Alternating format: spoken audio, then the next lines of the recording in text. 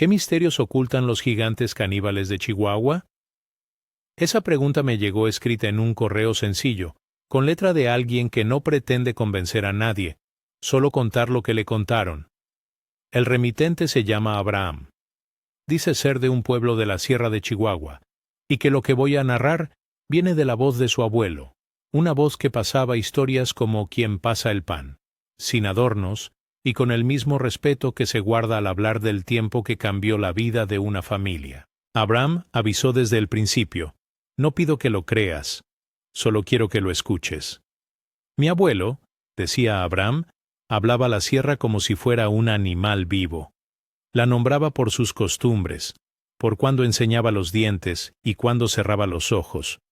Para ellos, la sierra no era un paisaje, era un señor que compartía la mesa con quienes vivían en sus faldas. Allí, en un rancho llamado Cocoyome, crecieron historias que nadie escribió en libros, pero que se repetían a la hora de la siembra y en las velas de los entierros. Historias que empezaban por el gesto más simple: ¿escuchaste el silencio? Y al decir silencio, su abuelo entonaba una advertencia. Si te gustan estos relatos, dale al like y suscríbete. Así podemos traer más historias como esta. Cocoyome no aparece en mapas turísticos. Es una formación de tierra, barrancas y matorrales, con una sierra que guarda aristas y cuevas como manos cerradas. La luna, según contaban, parecía un plato de loza colgado sobre esas cimas, demasiado brillante y demasiado cercana. Los árboles, por la noche, se convertían en esqueletos inmensos. El viento completaba la escena con un silbido agudo que parecía llevar mensajes de alguien que ya no vive aquí. Abraham repetía las palabras de su abuelo con la misma cadencia. La sierra respira distinto cuando algo no está bien. Hasta los insectos callan. Y cuando callan los insectos, hay que mirar.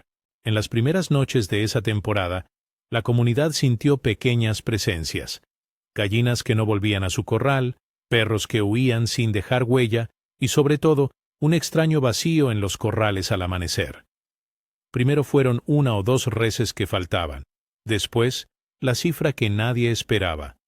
12 vacas desaparecieron en poco más de una semana. No había barro removido como si hubieran llevado a las reses en carros. Tampoco huellas de camiones. Lo que dejaron fueron marcas enormes en la tierra, huellas que no cabían en la bota de un hombre. Los mayores del rancho las miraban y susurraban que no se parecían a nada que conocieran. Una noche, un pequeño grupo de hombres se organizó para vigilar. Salieron con linternas, con rifles prestados y con esa mezcla de miedo y orgullo que hace que la gente necesite probar su valentía frente a lo inexplicable. Abraham contó que volvieron sobre sus pasos hasta una ladera donde la niebla se pegaba al suelo y la luna parecía más pálida. Allí, a corta distancia, vieron algo que nadie puede decir que olvidará. 3 figuras enormes cargando una vaca como si fuese un fardo. No diré que eran hombres. No lo decían quienes los vieron. Eran gigantes con la postura torpe de quien no está acostumbrado a cargar carne viva, pero lo hacían con una fuerza primitiva. Tenían la espalda encorvada, manos que agarraban la vaca por las patas y por el lomo como si aquel animal fuera una bolsa. Lo más extraño, relataban, eran los ojos. Brillaban con una luz rojiza, como si el resplandor viniera de dentro. Aquellos hombres que vigilaban intentaron disparar. Las balas rasgaron la noche. Algunas dieron en la carne, según lo que dijeron entre dientes, pero no detuvieron a las criaturas. Las balas rebotaban o se hundían sin causar la caída de ninguno de los 3. Al amanecer, el grupo encontró la escena vacía. La vaca ya no estaba, y en el lugar, sobre una piedra, había algo que nadie esperaba. Un dedo humano completo, arrancado. Nadie explicó cómo llegó hasta ahí. Nadie describió con gusto ese hallazgo. Lo mencionaban con la misma voz con la que se enuncia una desgracia inevitable. Aquel dedo fue el primer indicio tangible de que aquello que habían visto no era solo hambre animal. Había una intención, un mensaje o una costumbre antigua que no comprendían. Con el paso de los días, la agresividad cambió de forma. Una noche, un establo amaneció hecho jirones. No había simplemente animales faltantes. Algunos cuerpos estaban colgados entre las ramas de los pinos, no colocados como si fueran piezas, sino dejados como quien deja una nota. Los campesinos, que vivían de los animales como del pan, encontraron huesos mezclados con restos viejos. No sabían si eran de gente o de bestias, y en la duda, prefirieron no tocar. Los ancianos del pueblo comenzaron a recordar historias de expulsiones antiguas, de tribus que eran exiliadas por practicar ritos que la comunidad no comprendía. Algunos, susurrando, interpretaron que aquello no era casual. Era la sierra reclamando su territorio. Lo que para unos parecía solo saqueo, para otros tenía un significado más profundo. No solo se llevaban alimento, sino que marcaban un dominio. Dejaban huellas grotescas y restos como advertencia de que este lugar ya no pertenecía en exclusiva a quienes lo trabajaban. Los gigantes no lloran, decía el abuelo de Abraham. Ellos dejan señales como quien deja un sello en una puerta. Hubo un episodio concreto que inclinó la balanza hacia el miedo puro. Un joven, al que llamaban simplemente el muchacho del rancho, no era de los que aceptaban la explicación fácil. Le gustaba seguir huellas. Le gustaba creer que los problemas se resolvían con valor y no con plegarias. Una madrugada, impulsado por la curiosidad, decidió seguir un rastro. Caminó hasta perder la vista de las luces del pueblo. Atravesó barrancas y un tramo de bosque donde la tierra olía a humedad vieja. Al llegar a un claro, lo que encontró le arrancó más que un grito. Encontró a los gigantes junto a unas ovejas y no era un cuadro para entender sin retorcer el estómago. Abraham contó esto con la voz baja, como quien pesa cada palabra. Dijo que el muchacho los vio mientras estaban con las ovejas, y que lo que siguió no se parece a nada humano. Si le preguntas a la gente del pueblo, usarán el verbo desollar. Otros dirán, hacer algo que solo puede pensarse en pesadillas, pero todos coinciden en que la escena no parecía una necesidad, tenía otra cualidad, un ritual que mezclaba hambre, costumbre y algo que se parecía a la posesión de un territorio. El joven, espantado, comenzó a correr. La huida fue una carrera por una geografía que conoce los nombres del peligro, barrancas con bordes cortantes como cuchillas, matorrales que atrapan la ropa y piedras que traicionan el pie. En su desesperación, el muchacho cayó en una grieta profunda, una rajadura en la tierra donde la sombra se hace pela y el eco te devuelve la voz de atrás como si viniese de muy lejos. Cayó de espalda, con el corazón a punto de salirse, y se deslizó hasta quedar atrapado en una rendija donde solo cabía su cuerpo encogido. Lo que ocurrió en esa grieta no se narró con imágenes explícitas, sino con sensaciones. El chico escuchó pasos, pasos que no tenían ritmo humano, pasos que olfateaban la tierra.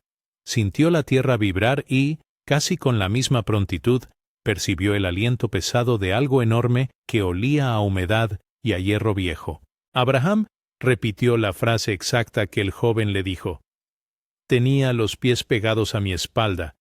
Parecía que me olían.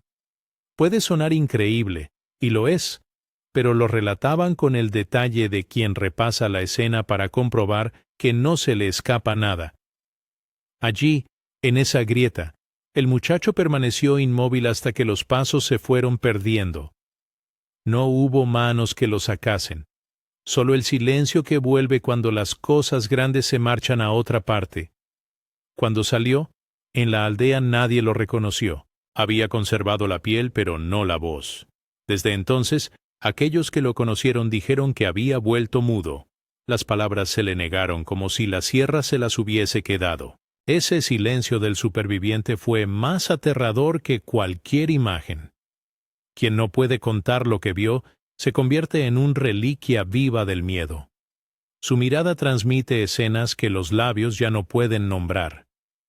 Para la comunidad, su presencia silenciosa fue una condena y una advertencia. A partir de entonces, pocos se atrevieron a quedarse. Familias enteras emprendieron la migración hacia lugares con menos sombras. Las que siguieron en Cocoyome vivieron con costumbres cambiadas. Cerraban puertas antes de anochecer, evitaban los valles Rezaban menos a los santos y más a las medidas prácticas de la convivencia. No quiero caer en el sensacionalismo. No describiré con deleite lo que los mayores recuerdan con dolor. La leyenda, cuando la miras de cerca, es también la hoja afilada que abrió la vida de gente real. Hubo pérdidas de animales que significaron pérdidas de sustento, hubo miedo que se volvió enfermedad y hubo una herida social que no se cerró. La ruina del rancho no fue solo por creer en gigantes, fue por una acumulación de miedo, de escasez y de años en que la sierra dejó de ser un aliado familiar para convertirse en un lugar de prohibición. Con los años, algunos volvieron. Nietos que no vivieron aquello regresaron para ver qué quedaba. Encontraron casas con puertas abiertas, utensilios oxidados y huertos que la maleza había tomado. Abraham contó que al regresar una tarde, la familia revisó el terreno y encontró huellas extrañas, viejas y nuevas, pero nadie se aventuró a seguirlas. Había algo que no quería que tocáramos, dijo su abuelo en la última vez que lo escuchó hablar de Cocoyom. El narrador del pueblo llamó a aquello memoria fragmentada, recuerdos que se encogen con cada generación, como una tela que usas hasta que se vuelve transparente. Ante historias tan potentes, aparecen explicaciones. Algunos aseguran que eran animales salvajes de gran tamaño, ahora extintos o desplazados, que aprendieron a depredar de forma inusual. Otros sospechan de bandas de saqueadores, de hombres que se disfrazaron para sembrar terror y tomar terrenos. Existe también la conjetura de rituales antiguos ejecutados por forasteros. Todas son hipótesis legítimas. Ninguna cuenta con pruebas concluyentes. Abraham, cuando le pregunté por teorías, fue claro. Mi abuelo no se metía en teorías. Nos decía, pase lo que pase, ten cuidado. Eso fue todo. La ambigüedad es quizá el mayor misterio. Lo que ocurrió en Cocoyome dejó marcas que no siempre son visibles. Dedos, huellas, establos destrozados, un muchacho sin voz. Pero las causas, las razones profundas, quedan como una pregunta abierta. ¿Fueron gigantes? ¿Fueron hombres con hambre? ¿Fue una memoria ancestral que regresó para reclamar un lugar? Cada posibilidad tiene consecuencias distintas en la forma en que recordamos y actuamos. Si aceptas la versión literal, el miedo es a lo monstruoso. Si hablas en términos humanos, el miedo es a la violencia ejercida por otros. En cualquiera de los casos, la sierra prevalece como un territorio que no se deja dominar por la voluntad humana. En mi diálogo con Abraham hubo frases que se repitieron y que creo conviene trasladar.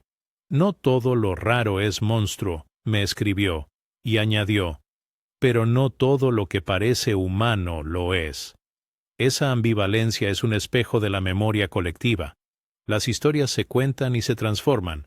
Lo que una generación vivió en carne, la siguiente lo recuerda en palabras. Al mismo tiempo, el silencio del muchacho sigue allí como prueba muda. Es un recordatorio de que, a veces, la verdad más dura se guarda en el cuerpo y no en los testimonios. No se puede cerrar el caso de Cocoyome con un cierre cómodo.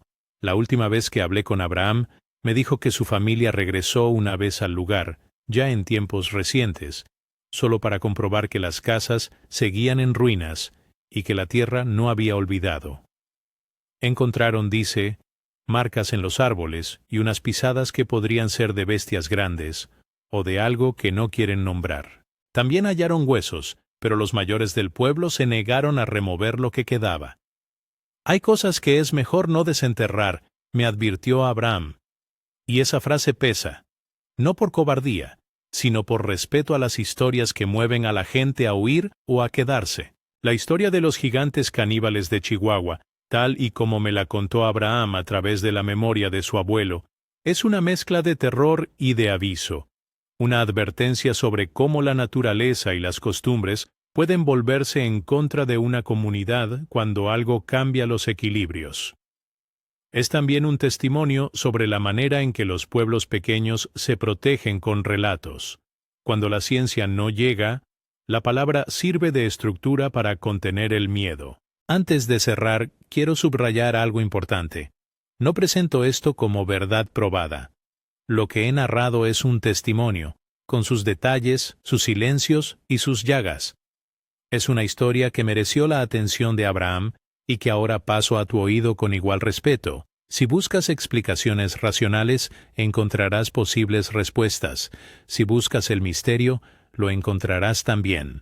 Lo esencial es no despreciar el sufrimiento que allí quedó, el abandono de casas, la pérdida de animales, el trauma del muchacho que volvió sin voz. Esos hechos están presentes, aunque las causas sean discutibles. ¿Qué misterios ocultan entonces los gigantes caníbales de Chihuahua? Quizá la pregunta correcta no es si existieron o no, sino qué guardan las montañas para que la gente, durante generaciones, recuerde con tanto miedo y con tanto respeto. Quizá esconden no solo cuerpos y huellas, sino rencores antiguos, pactos olvidados o heridas humanas persistentes. Quizá lo que hay bajo la roca es la memoria de lo que no supimos evitar. Si esta historia te ha quedado dando vueltas, si conoces otra leyenda parecida o si tienes un recuerdo que compartir, cuéntalo en los comentarios. ¿Crees que fue un hecho real, una serie de desgracias concatenadas o la encarnación de un mito que necesitaba cuerpo para volver? Comparte este vídeo con alguien que disfrute de estas historias y deja tu opinión. La Sierra escucha, aunque no responda. Y nosotros, que somos de ciudad o de pueblo, tenemos la responsabilidad de escuchar con cuidado. Gracias a Abraham por su testimonio, a su abuelo por la advertencia y a ti por quedarte hasta aquí. ¿Qué misterios crees que guardan tus montes?